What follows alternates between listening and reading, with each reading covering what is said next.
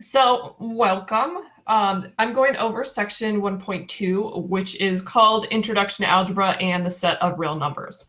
Now, I'm only covering the first half of it because there's actually quite a bit, and I think if I went over everything, it'd probably take like 2 hours, so I didn't want to have too long. So I'm just doing basically the first half, which is the most important thing that you need to worry about for this week anyway, which is evaluating expressions where we're using the order of operations, and then sets of numbers, and that's understanding what categories numbers fit into and how we just how we categorize them.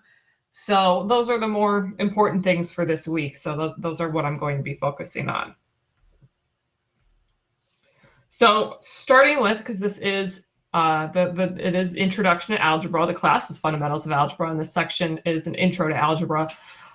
This comes from this is a fantastic Live Science article that I found. It was published 5 years ago, but it's actually really good. So I do recommend maybe after I email out the PowerPoint, clicking that link and reading the article because it's really nice. It's really good. But basically, in that article, it says algebra is a branch of mathematics dealing with symbols and the rules for manipulating those symbols. In elementary algebra, those symbols, which today are written as Latin and Greek letters, and Latin are basically the letters that we are using for our regular alphabet. We use the Latin alphabet. These represent quantities without fixed values known as variables. Just as sentences describe relationships between specific words, in algebra, equations describe relationships between variables. So essentially, algebra is using letters. And we're looking at relationships between unknown quantities. And so we represent those things that are unknown by variables. And we do that because they can change. We can put different numbers and replace different numbers in for them. So they can change or vary, hence the name variables. And so, as the previous slide mentioned, we use Latin and Greek letters. So the most common letters that are used for variables are X, Y, and Z. Or you'll often see A, B, and C from the beginning of the alphabet. When you start getting into higher level math, that's where we start using Greek letters. So you will not really have to worry about these here. But some symbols that are used in higher level math is a delta. I can't even pronounce the name of that symbol. It just kind of looks like a squiggle that's used in higher level math. We have like a sigma that's used in higher level math. The pi symbol is Greek, though that's not a variable, that's actually a number.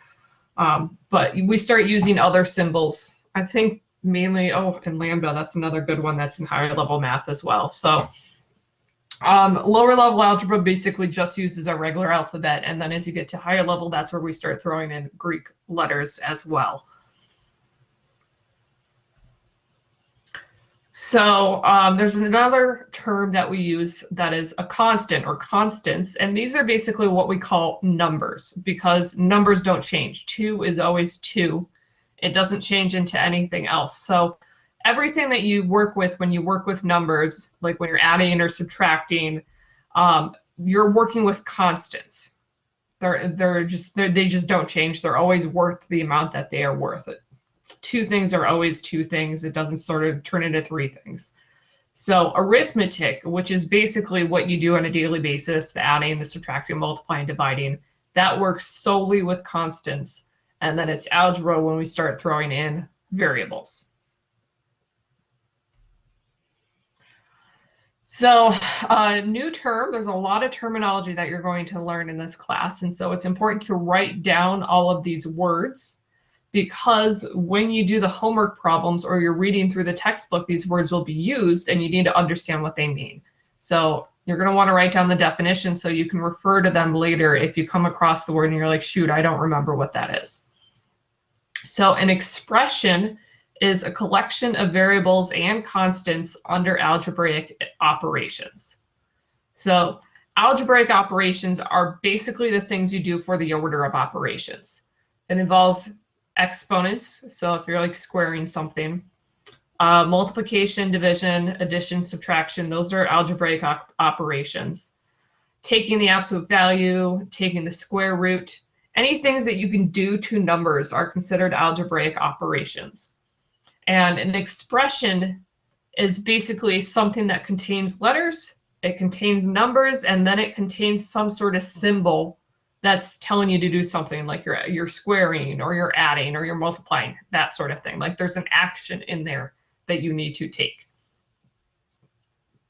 Expressions do not have inequality symbols or equal signs. So you don't have any less than or greater than or less than or equal to, greater than or equal to, or any equal signs. So if we think about this in terms of English, you can think of an expression as a phrase. It's something that's unfinished. So I know when I was taking English classes, you'd hear things about, but it wasn't you heard the term fragments sometimes, where it was like an incomplete sentence, and it didn't actually have a verb in there. It didn't sound finished. So an example would be the road to, and then it's not done. Like the road to where? You didn't finish that sentence. So in math, that's what an expression is. An expression is like an unfinished sentence because it doesn't have an equal sign. It doesn't have anything that we can solve or do to, really. So the actions that you can do to an expression are you can either simplify, which we'll do in next week, or evaluating, which is what we'll be doing this week. And so understanding the difference between those terms and what they mean is really important, because those simple words will tell you what you need to do.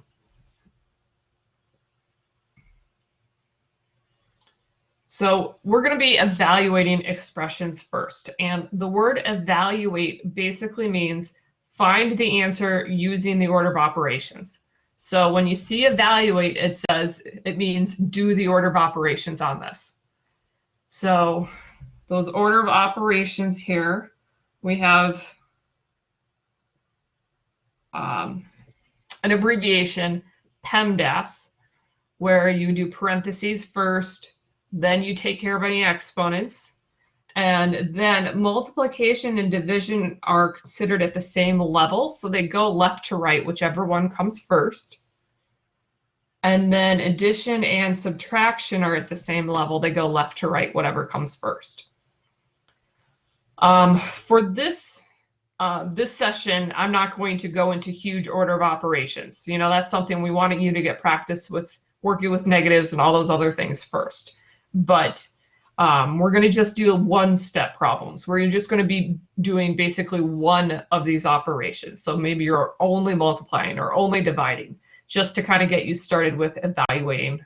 And then next week, when we work more with variables, you'll start doing more complicated ones. But the basic steps for evaluating is first you plug in the given values. And when I say plug in, it's a very common term or a phrase used in math, but that basically means replace the variables with the numbers.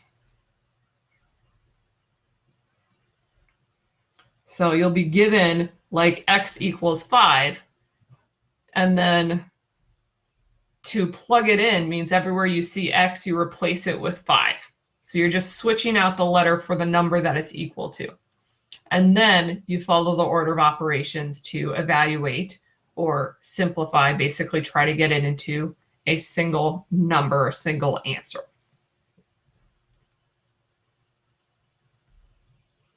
So I've got 3 examples here. We want to evaluate the expressions given that x equals 18. So they're telling us that x in each of these expressions can be replaced with the number 18. So evaluating means first we need to replace x with 18. So the first example I have on the left is x minus 3. So instead of x, I'm going to write 18 because x is equal to 18. And if it's helpful, some people like to kind of highlight that to show what number you changed. What did you plug in? So if x is equal to 18 and we make that yellow, then I'm replacing x with 18. Then your next step is to do the order of operations, or in this case, just do that subtraction. 18 minus 3. So 18 minus 3 is 15, and we have a single number, and that's our answer. So that's evaluated. We evaluated that expression using x equals 18, and that gave us an answer.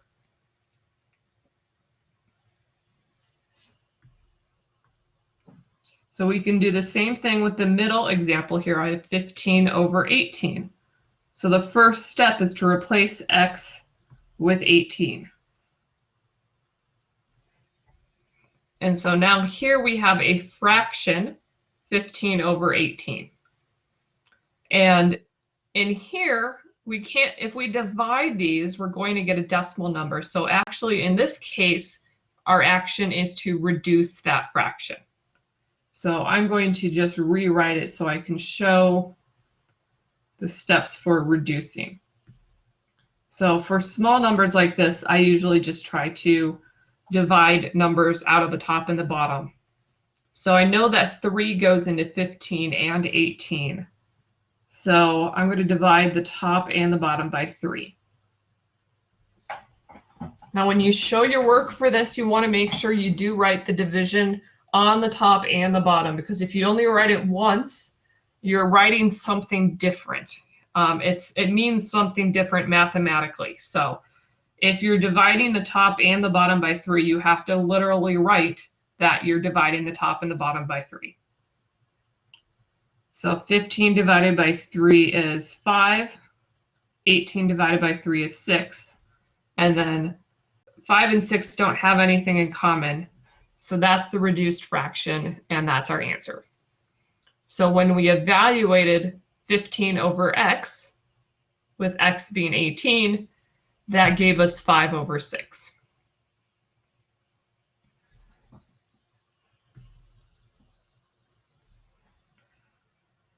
Now the example on the right here, we have 3x. So if there's a number and then in front of an x, that's implied multiplication.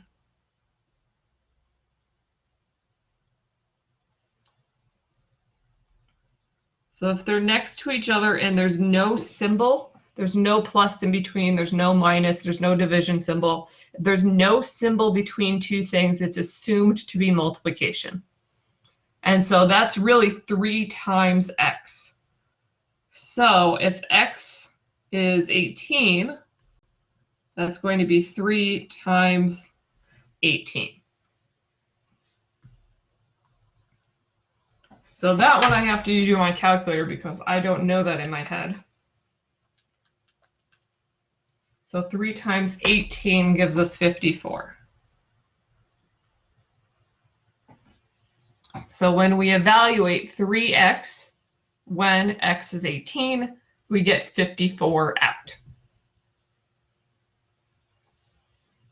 So are there any questions? And Jesse, I saw that you joined late. I just wanted to give you a heads up that since this is recorded, if you do not feel comfortable being on the recording, you can use the chat box. You don't have to have your mic or anything on.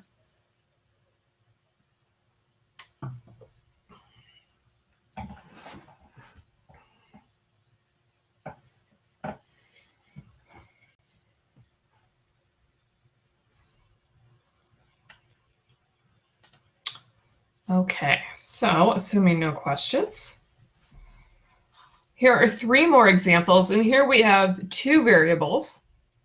We have a is equal to 2 and b is equal to 1/2. So when we evaluate these, we plug in numbers into both a and b, and you need to make sure you're plugging the correct numbers in to the correct spot. So you have to really pay attention to what is going where.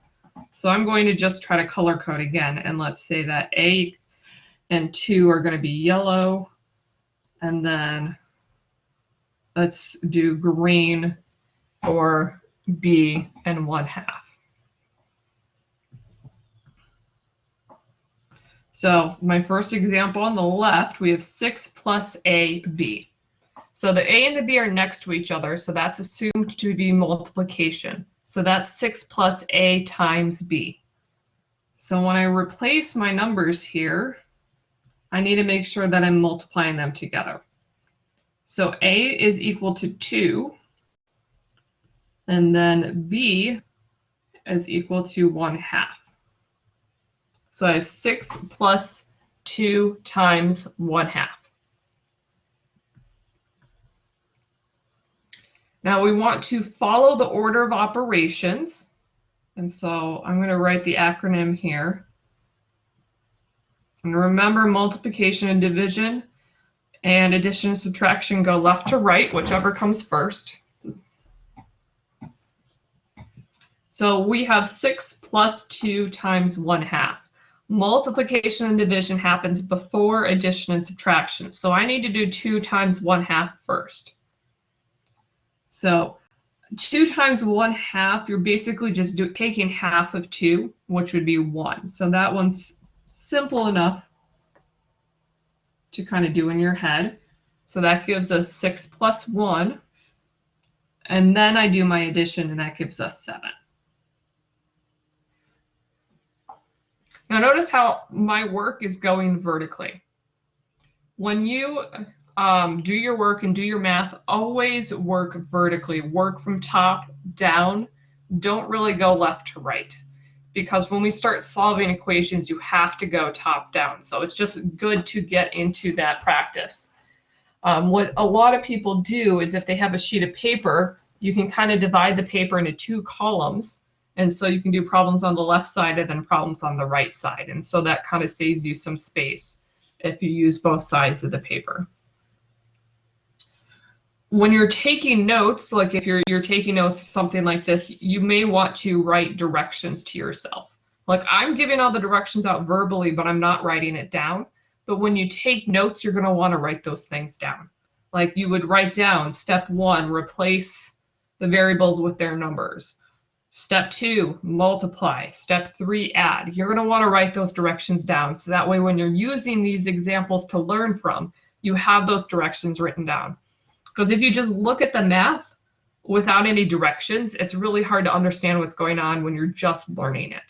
So make sure you're writing down all of the steps, everything that I say. That's good for your notes. And the good thing about me recording this is that if you miss it, you can rewind and you can watch it again and make sure you write all that down. So moving on to the middle example here, I have 6b. So that's 6 times b. And then we need to make sure that we use the right number. So b is equal to 1/2. So that is 6 times 1/2. And again, you're just taking half of 6, which is equal to 3. So it's essentially you're dividing 6 by 2. So your answer here is 3. So when we evaluate 6b, given that a is 2 and b is 1/2, we get 3.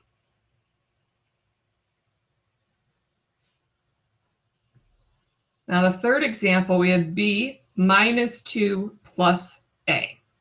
So I need to first replace b with 1/2. Then I have minus 2. And then I have a, which is 2. So we have 1/2 minus 2 plus 2.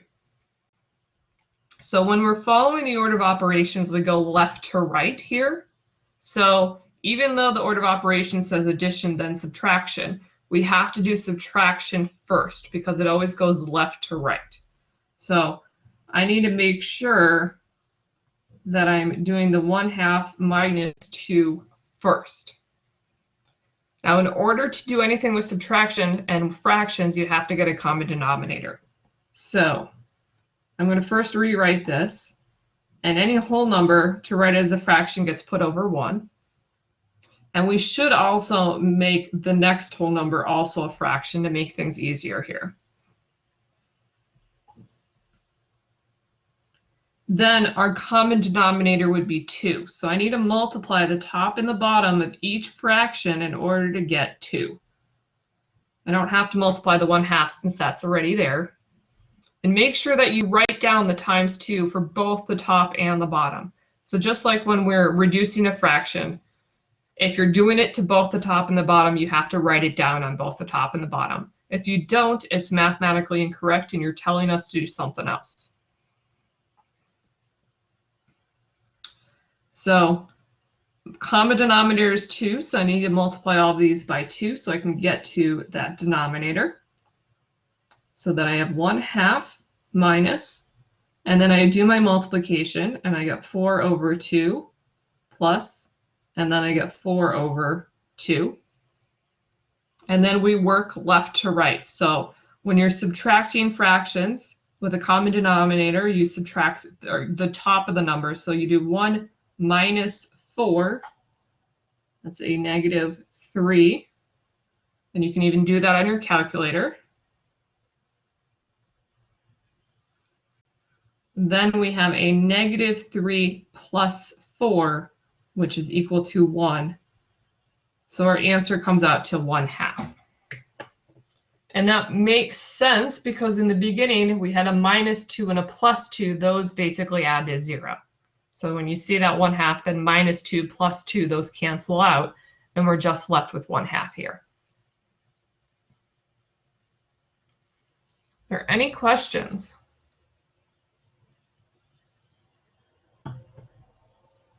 Feel free to type them in the chat if you have some.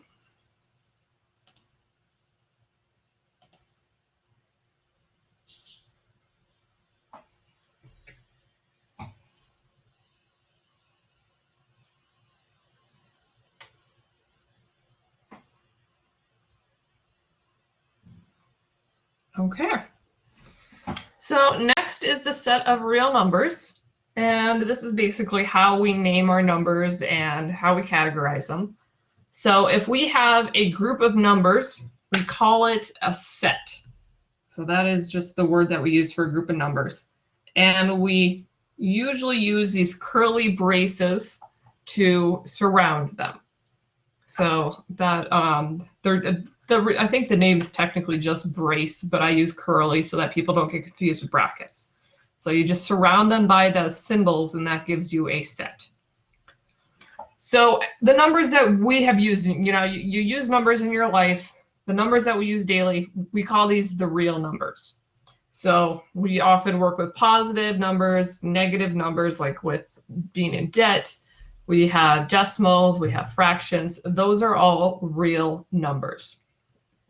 And when we graph these things, we use what is called a number line. So you've got 0 in the center, and then all of your negative numbers go to the left, and positive numbers go to the right.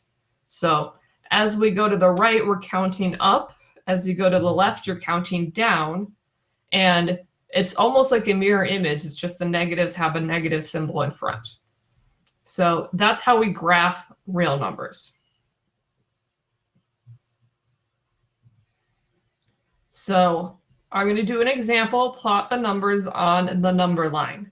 And then I'm also going to open up Connect Math and pull up this other problem so you can see how we enter it into Connect Math. So first I'm going to do it by hand. And so that means I need to draw a number line.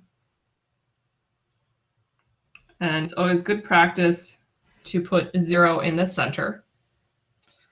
So usually we just count by ones when we're doing a number line. That's the most common way that we count. So I'm going to just put these in. And now I'm going to first plot 1. So I'm going to try to color code these. So I'm going to plot the number 1 on the number line. So that's literally a dot at 1.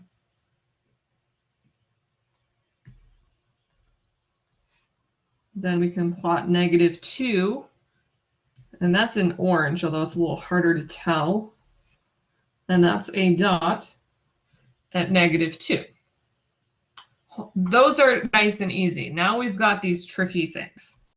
So pi, we have here -pi. So pi is a special number that you may have heard of.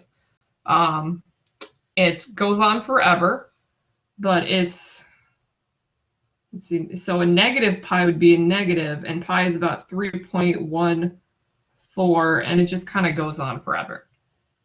So we want to kind of guess at where that is because we're only counting by ones here. So it's in the negative by -3, and then it's a little bit past -3. We're just kind of eyeball where that is. We're just kind of approximating. So let me get my color coding and highlight that. So then let's move on to -5/2. So for a number like that, it would be useful to write it as a decimal. So -5/2 is -2.5. So if you put that in your calculator, you did 5 divided by 2, you get 2.5. So I've got a -2 and a -3 on my number line. So we're just going to approximate halfway through because 0.5 is equal to 1/2. So I'm just going to plot it at about halfway through. And then I will just label that because it's not obvious where that is.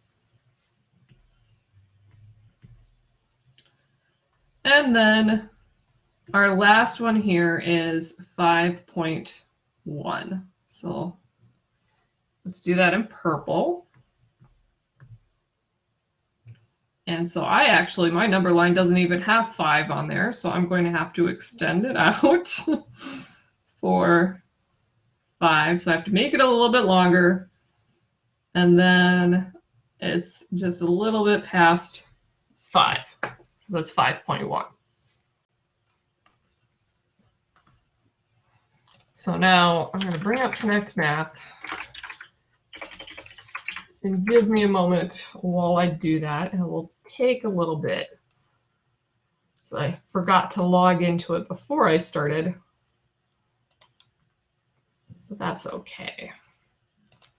So you go to your Resources tab. I have the, and then it's defaults to Practice. And then we want, it defaults to Chapters 1 as well. So then we just need Section 2.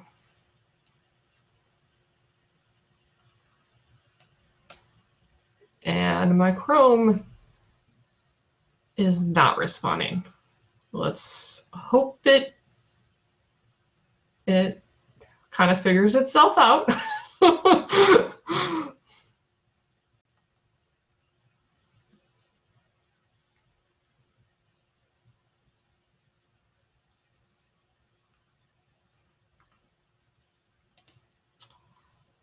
Oh boy.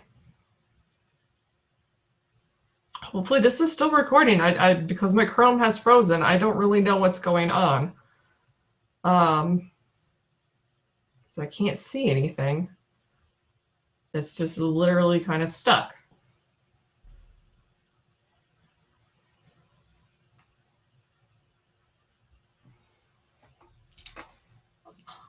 Okay, this is probably going to be crazy. But I'm going to log in with my phone so I can just double check that you guys can still see what's going on. Because I can't because my Chrome has frozen and this is a browser. So, okay, give me a moment. And thank you in advance for your patience as I log in through my phone, and there will probably be some distortion. Oh, my Chrome finally responded. So, just as I was saying this, okay, perfect. It's like all of a sudden it just decided to do something. Great, okay. So, just as this is where I was trying to pull up. So this is not actually your graded assignment. This is just practice. but I wanted to do this so I could show you how to enter these in, and I'm looking specifically at problem 14. Okay, so I wish I could zoom this in. I don't really know how to do that. Okay, so when you're plotting in a system like this, we're going to plot 1.2. So notice how they do count like 1, 2, 3, but they also have these divisions here. So you have to count how many gaps I have there. And let's see if I can get a magnifier up so I can manually zoom in. Because those are kind of small to see. Okay, no, it's too big. There it goes. Okay. So now that I'm like super duper zoomed in, so we want to count how many divisions we have in between like 0 and 1. So we've got 1, 2, 3, 4, 5. So that means each line is equal to 1/5. And so 1/5 is equal to 0.2. So each of these lines we're counting by 0.2, and that's really important to know. So now I'm going to zoom, if I can, kind of cancel out. Okay, hold on while I undo. So all these lines count by 0.2. So to plot, you pick the dot, and so you can see that I can just move it around here, and you want to make sure that it lands exactly where you want it. So if I want 1.2, I need to kind of center it right there. And then I click, and then I'm going to go down and check answer. It is a little finicky, so if you're a little off, I understand that the frustration there. So now this is -3/5. So if you put that in your calculator to get the decimal part, that's -0.6, but you can also say, okay, I start at 0, and then I'm going 3 divisions on the left, because these are each 1/5.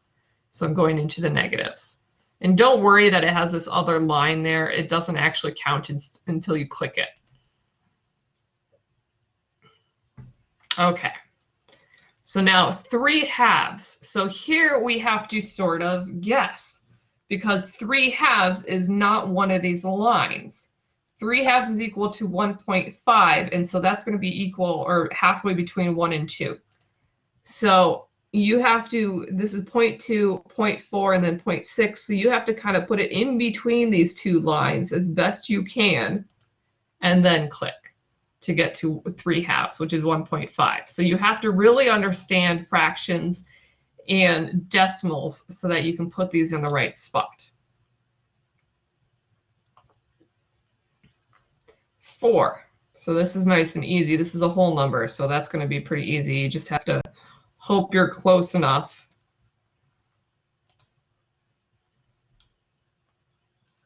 And now -1.35. So something like this, it'd be easier to round it to -1.4.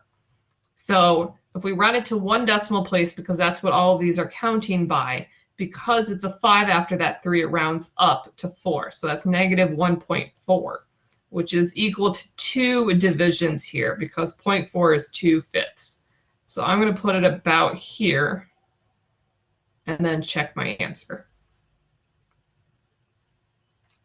And then the last one is plot -4. And there we go. So I wanted to make sure that I went through this and connect math, because it can be a little finicky and you have to really first read what the divisions are so that you can plot these correctly. So hopefully that was helpful. When you come across these types of things, you'll now know how to do it.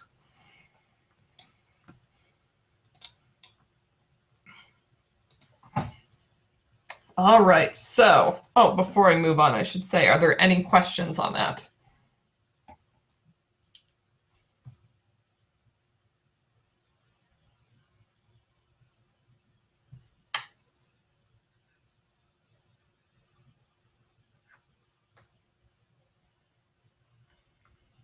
Okay. So in addition to the real numbers that we work with, we have other sets that we have. So if you have positive numbers with no fractions and no decimals, those are called the natural numbers. And they're called the natural numbers because those are the numbers that naturally start happening when you start counting. When we start counting, we start at 1. So those are called the natural numbers. They're also sometimes called the counting numbers. If we include 0, then we call them whole numbers. So whole numbers include 0, natural does not. And part of that is because for a while, 0 didn't exist. People didn't have a concept for 0. So we started counting by ones. We didn't start by 0. Then we have negative numbers. So when you start including negative numbers, that is what we call the set of integers. So these are negative and positive numbers. They have 0, but there's no decimals or fractions in them. And so these are all written with set notation with the curly brackets. And the dots just means that it goes on, the pattern continues. So you have enough that you can see a pattern, and then the dot means it keeps going. So for integers, there's the dots in either direction because there's 2 different patterns. There's a pattern going to the left for the negatives, and then a pattern on the right going towards the positives. Then we have rational numbers. So rational numbers include all of the integers, which means whole numbers, 0, and negative numbers. So every integer is a rational number, and it includes all fractions, and then most decimals. Or I don't know if most is the right word, but it includes some decimals, but not all. So these are rational numbers, and rational numbers are basically numbers you can write as a fraction.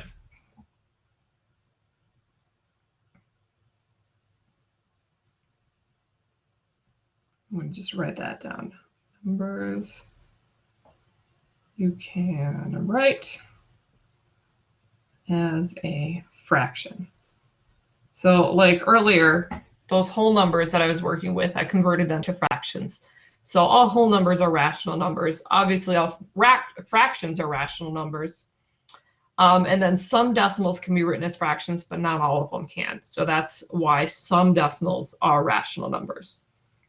Now the actual mathematical definition is a set of numbers that can be expressed in the form P over Q, where P and Q are integers, and then Q does not equal 0. So we're not allowed to have the denominator equal to 0 because we can't divide by 0.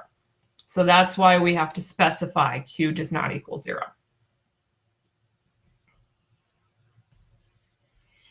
Now the opposite of a rational number is an irrational number. And so these are basically, if it's not rational, then it's irrational. It's sort of like, we can't really define irrational numbers, but these are basically any number that you can't write as a fraction. So that includes several decimals, and these are decimals that go on forever with no pattern. And that ends up being most square roots. So if you take a square root of a random number, if it's not coming out to a whole number, then that means it's irrational. And then special numbers like pi, because that goes on forever, that's an irrational number. And then e is another special number that goes on forever. So the actual definition is that it's a subset of real numbers whose elements cannot be written as a ratio of 2 integers. Basically, they can't be written as fractions, so they're irrational. And a trick to knowing whether something is irrational or not is that it can't be written as a decimal that ends or as a repeating decimal. So all repeating decimals can be written as fractions. So that can help you classify whether something's rational or irrational.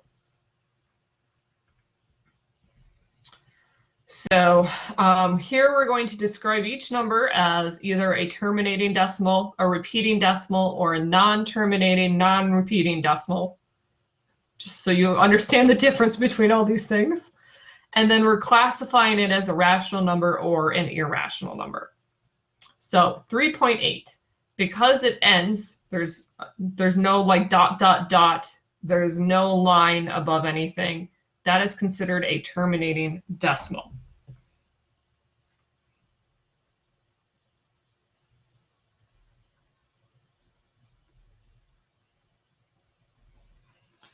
And any whole number that we have, or in here we have an integer like -6, that is also considered a terminating decimal because it doesn't have something that goes on. So I'm going to also write that there. Now, for whatever reason, my line here, whoops, hold on. I'm getting a phone call on my other screen. Had to send that to voicemail. Okay, so for whatever reason, I had a line over the 6 and it wasn't quite showing up there, so I just drew that in. This -3.24, that is also a terminating decimal.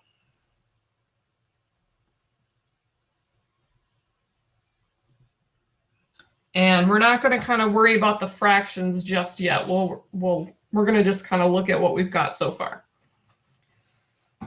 Okay, so let's go back to 3.8. So to classify the number as a rational number or an irrational number. So if it's a terminating decimal, it is automatically a rational number.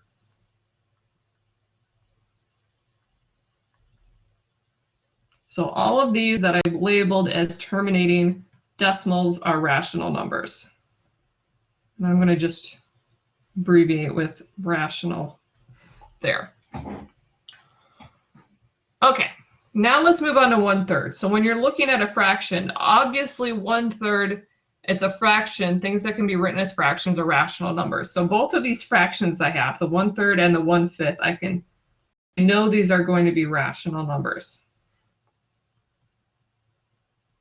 So that's easy. But now I need to classify what kind of decimal it is. And so that's where we have to actually put it into a calculator. So 1/3 is 0.3 repeating, which also gets written with, you can write it with a line on top if it repeats. So this is a repeating decimal.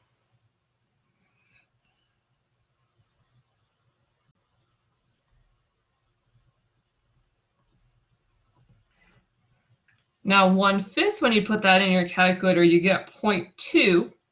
So it doesn't keep going, so that's a terminating decimal.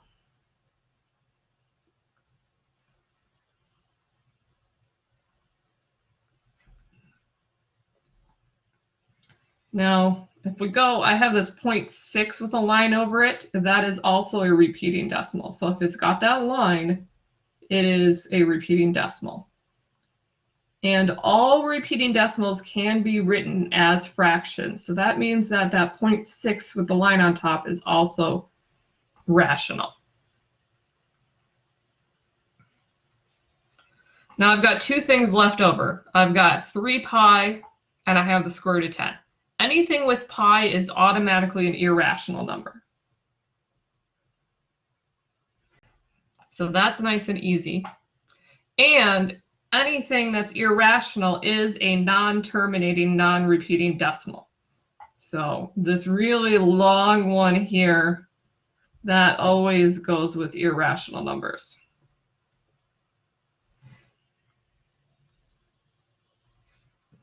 So it's non-terminating and it's non-repeating. And that's because it has pi in it, and pi is just special. Now the last one here is square root of 10. So you need to put that in your calculator. And so most calculators do with the square root button. And so I get 3.162277766, and that's all that my calculator shows.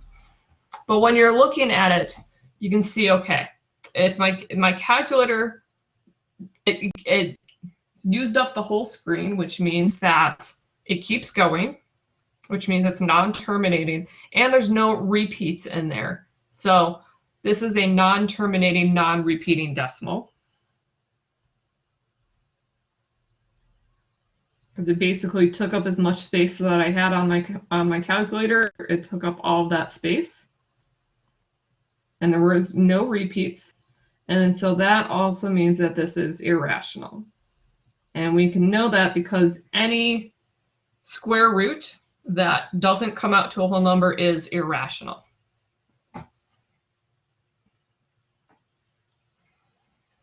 there any questions?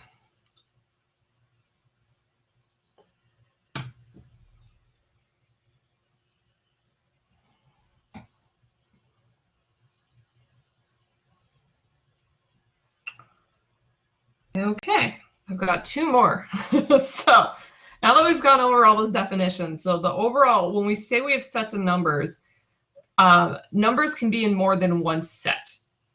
So I have my example here, 5. 5 is a real number. It's a rational number because we can write it as a fraction. It's an integer. Integers include negatives and positives. It's a whole number, and it's a natural number. And so numbers can fit into multiple categories, and we've got a little Venn diagram here. So anything that is on the inside, so things that are like in the natural numbers, are also whole numbers, integers, rational numbers, and real numbers. So if it's in here, it's also inside all of these others, and so it also is in those categories. So you can have 0. 0 is a whole number. It's an integer, it's a rational number, it's a real number, but it's not a natural number. So you can have things part of multiple groups, and it's kind of based on an inside-out kind of idea here. So my last example is just to kind of classify these numbers, and then I'm not going to go through these examples here, but if you want to do more practice, this is where you would find them. And I should specify that this is chapter 1, section 2, and then those problems on the practice. So, are all the numbers in set A real numbers? The answer is yes, because any number we work with is a real number.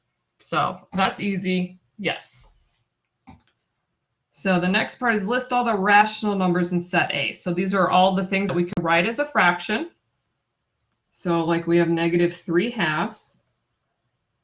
Our whole numbers, so we've got -4, 0, and 1.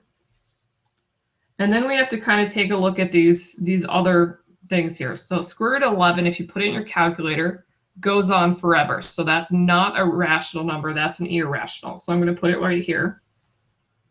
We've already done 0. 0.2. So if it has the line on top, that means that it goes forever, but that does mean, it also means it's a rational number. So that's 0.2 with the line on top. I did 0. Square root of 9, if you put that in your calculator, that gives you 3. 3 is a rational number because it's a whole number. And then we have 1. And then I'm going to set these, kind of surround them with the curly braces. So I just separated out my rational numbers from my irrational numbers. Next, we're going to list all of the whole numbers in set A. So whole numbers include 0, but they do not include negatives. So that's going to be 0 and 1. And actually, I wrote 3, but I really should write the square root of 9. So since the square root of 9 is equal to 3, that is considered as a whole number. The natural numbers do not include 0, but those do include the whole numbers that we have. So that's going to be 1 and the square root of 9. And then the last one I didn't answer here is list all the integers. So integers are the negatives, so that's the -4 that I didn't include. And then it's also all of the whole numbers. So that's 0, 1, and square root of 9. So now we've sort of classified all these types of different numbers. Okay, now I did get a question. Is Connect Math required for the assignments in the class? I only own a Chromebook and it says it will not be compatible with it. That is a great question, Franklin. And unfortunately for you, yes, it's required. So if you only have a Chromebook, you may want to see if you can borrow someone else's laptop for the term, or you might have to look into maybe taking a different course until you have a computer that will work with it. Because unfortunately, Connect Math does not work with Chromebooks. And we actually don't recommend having Chromebooks for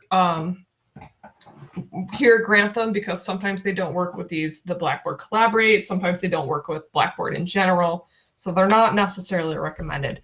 So yeah, that's going to be a problem. So I would talk to your student advisor to see what your options are in that. Because if you're unable to get into Connect Math, that means you won't be able to do the homework and you won't be able to take the quizzes. So you won't really be able to complete the class.